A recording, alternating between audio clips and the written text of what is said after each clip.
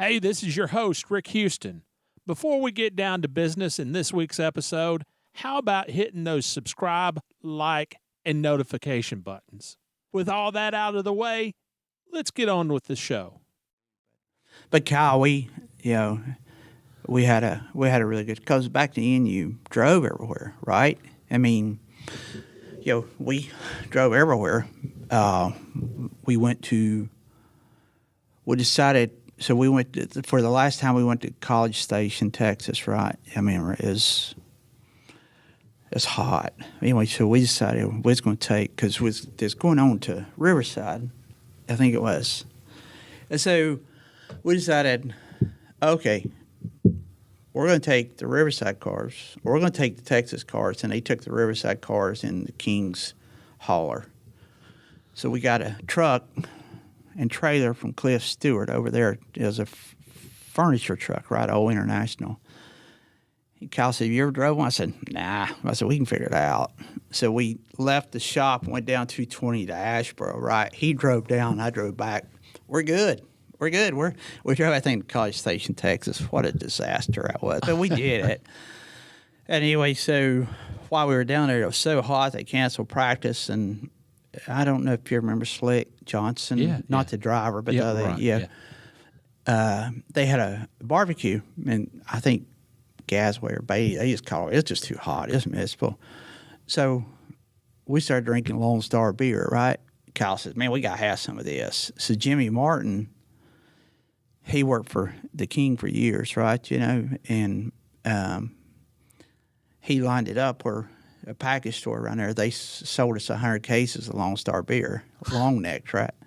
We run the race, went to the hotel, King and them, they went on the Riverside. So we put 50 cases of Lone Star beer in the front, then we put it between the cars, because we didn't want the cops, if they opened the back door, they just see a race car, right? Yeah. I mean, we didn't know. We thought it was a bunch of bootleggers, which it might have been. We didn't know. So we drove, and God, it was rough. We did, because Donnie Allison had wrecked the World 600, I think, whatever, and he was in the hospital there in Birmingham. So we stopped and seen Donnie there in Birmingham, like driving that 18-wheeler. But anyway, so before that, we stopped in Meridian, Mississippi. So you were coming back to North. Yeah, we were coming back. Yeah. We were coming back, and we were going to fly to Riverside.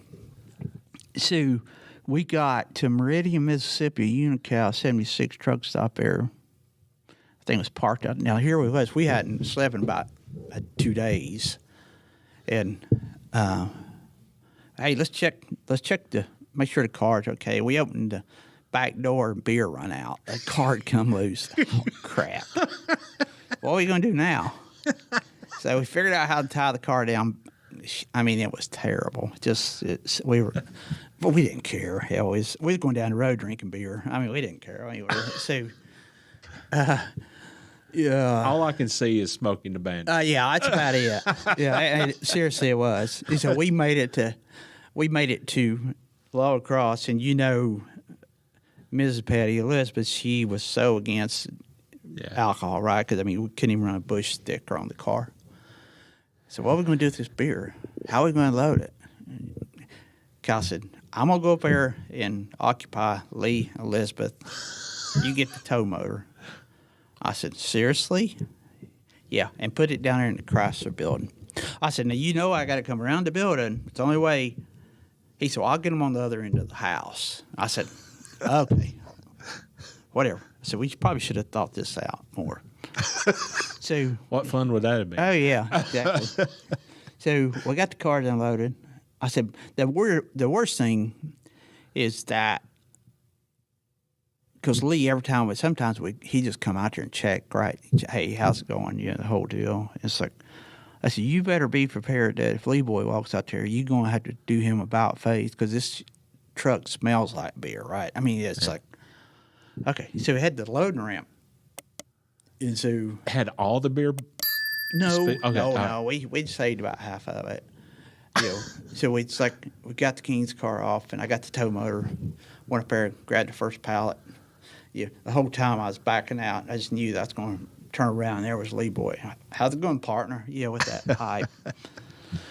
But luckily, Kyle, he had them corralled up there in the house, and I got all the beer unloaded. Oh, it's a mess. Because it just left a stream all the way down through the parking lot, right? And it's like you could smell it. Yeah, so it's like, it took me about an hour to get all that stuff, put it under the Chrysler building. And the bad thing about it, I said, what are we going to do with it? Because it's not like Lee don't do an inventory about every day, give him something to do, get his walk in, right? Yeah. He walks and he said, put it back in the back and just put the tarp over. And I said, that's not the problem. You can smell it. He goes, I don't know. We'll think about something. Here we were. We'd just, like I said, it probably been about 3 days since we'd slept, and we'd drunk beer, and we'd drove, and we were right. We made it happen. Then, so I went home. I lived right down the blue shop, and I come up there, and I was working on, I don't know what I was doing, and Chief come in there and said, where the hell did you get the beer at? I go, oh, crap. I said, you talking about that beer down there? He said, you know damn well what beer I'm talking about. I said, we bought it. He said, how much? I said, we bought 100 cases. There ain't 100 cases down there. I said, well, I'm going to tell you. He said, oh, no, I know, I heard. Yes, Cliff Stewart called me. I went, oh, shit. Yeah, forgot about that. Yeah. So, anyway, but Chief, he was cool. He said, I'm going to take some. I said, have at it. It's hush money. Yeah. It's hush beer. That's what you want. So, anyway, that was the beer story, the Lone Star beer, long necks that we thought, as Coors there in Colorado, but the Lone Star was there in Texas. And it's like, holy man. But we made it. And, but Kyle's a lot of fun. He's probably one of the, I love him to death. Just, Did Lee and Elizabeth ever find out about the beer? Oh, I'm sure. But it was so far removed. Like, Elizabeth, Kyle did tell me, Lee Boy, they were standing there one day, and Lee Boy said something about it, about the beer. And Lee Boy was good with it. It was Elizabeth, right? Yeah. So it's like, it's, we I don't think she ever knew. Thank God. She scared me more than anybody. She's a good lady though. She made Petty Enterprise what it is, really. That was Mike Beam's version of the legendary Lone Star Beer Haul from Texas to Level Cross. Now, let's see what Kyle Petty has to say for himself. We talked to Mike Beam a couple of weeks ago. I just got off the phone with Mike Beam. Well, he might have warned you off. And he told us about the great Lone Star beer run from Texas. My gosh. Back to Level Cross in the early 80s. Oh, my gosh, dude. Statute of limitations is long since passed. How many cases did he say? I keep forgetting how many cases. He said 100 cases. Yeah, we had more than 100. Smoking the Bandit. Okay, so I'm gonna tell you we had more than 100. I think we had like 300 or 400, to be honest with you. Because here's what I know: we had a furniture trailer from Cliff Stewart, because Cliff Stewart was running the 50 car. Morgan Shepherd was driving it at the time. Had the line barriers working on it. A whole nother story. So I could go down that road. So we took 2 cars and a furniture trailer, Mike Beam and I, to Texas, and then we took our 2 trucks. And then we switched cars out. We ran Texas, switched cars out. Mike and I drove back to North Carolina and dropped the truck off, then got on an airplane and flew and ran Riverside. Now, that was our deal. We drew that straw. So, you had Urban Cowboy, man. You had all these places, and they were Lone Star beer. Pooh, yeah. So I think we paid $35 I don't know, a case. I think because you had refundable bottles at the time. So we bought these cases of beer, and we put them down the sides of the trailer, in front of the cars. Okay, put some in the cars. We had beer everywhere. I remember it took us forever to load all this beer. I'm just going to tell you that. So we got in the truck. We're driving home. Now, what was the plan to do with it? Sell it. What do you Okay, think? all right, We weren't just okay. going to drink all this beer. You can't drink profit, man. You don't want to do that. We were going to sell this stuff because there was a country bar up the road from where we were at down in Level Cross, and we were going to sell it because it was Lone Star long necks, the same thing you had seen, that you'd seen on Urban Cowboy with Deborah Winger and all. I mean, this was a deal, man. I mean, they got a mechanical bull. Get you a Lone Star beer, you can get her done. So we got to Birmingham. We were making good time. We get to Birmingham. We think, okay, let's go see Donnie. We're gonna go see Donnie Allison. He's in the hospital. He had wrecked at the end of May. If you remember, he had wrecked at Charlotte, and he was in the hospital in Birmingham. So we decided we'd stop and see Donnie because I love Donnie, and I always did like Donnie. So we got this big 18-wheel truck, and we're trying to park it in a parking lot at a hospital, okay? In a park. I mean, we're going through the arms coming up, and we're driving this 18-wheel. I don't even have a license to drive this thing. That's the best part. We didn't have a CDL to drive this thing.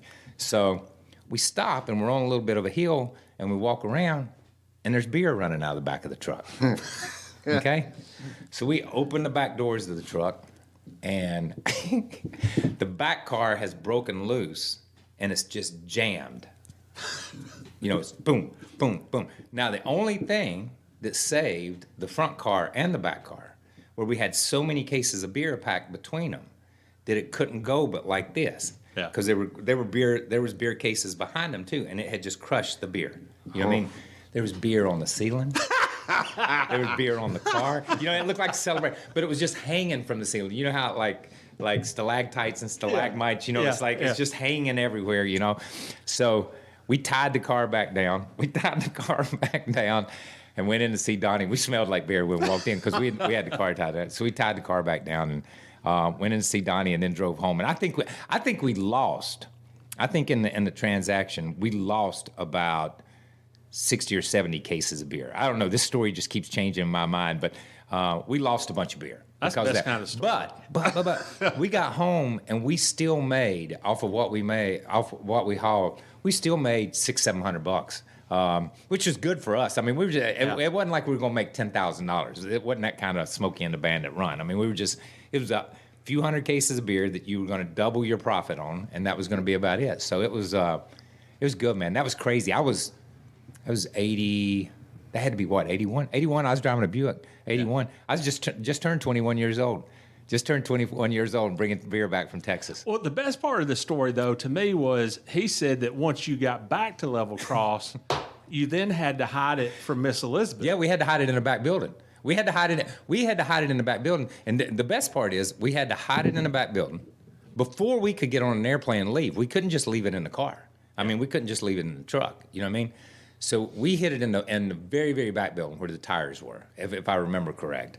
The old tire barn down there that we used to stack tires and stuff in. And it was cool. It was because you didn't want tires to get hot and cold because they'd cycle almost. So you keep them cool. So we hid it down there, and then we had to sell it. Then we had to get it out of there at night. And then the next race that we went to with that car, my dad come in the first time and he said, "This car smells like beer." It smells like beer because it got hot, and beer. Honest, Dad. Beer was still running. There was still stuff running out from under the dash. I mean, we cleaned them up and squirted them off as good as you could. But I promise you, those cars smelled like beer for at least a couple of races until they got a couple more races on them. Did you sell that beer to that one tavern? No, we sold it to 6 or 7. Okay. 6 or 7. And you're being very generous to call it a tavern. Okay. So that's your career as a bootlegger. That was it, man. That was it.